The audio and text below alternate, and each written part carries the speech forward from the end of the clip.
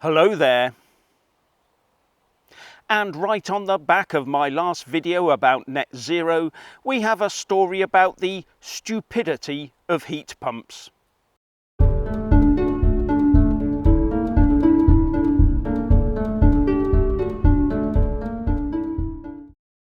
In my last video I said that everything that makes your life more miserable and more expensive is really down to this mad dash for net zero, which means reducing your life to net zero.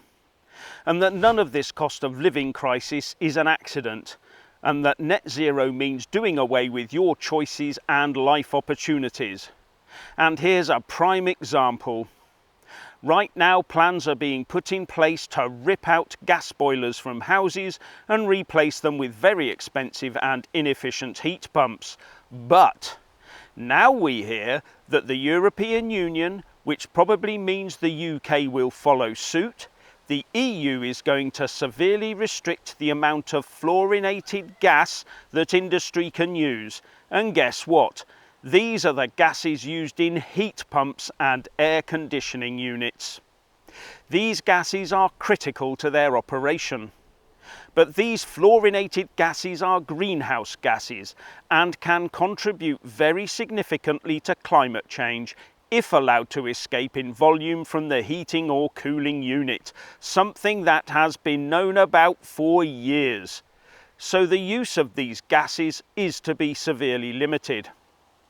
That of course means there will be fewer heat pumps available, if at all. But natural gas will still be climbing in price to save the planet. Now, this push to severely curtail the use of fluorinated gases was in train well before any idea of forcing heat pumps onto the population came into play.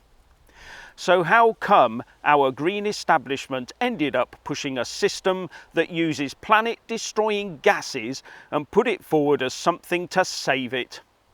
And the thousands and tens of thousands of politicians and advisors who constantly get together at climate meetings and on Zoom to discuss all this stuff and write and read each other's reports on it will all have known about the risk of heat pump fluorinated gas years ago.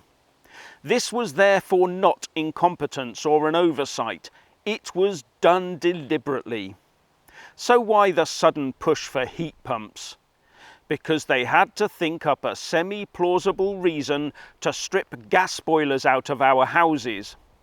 All that we face now is having our gas boilers taken away or made unaffordable to run while being forced to use very expensive electricity to heat our homes, if we can afford it.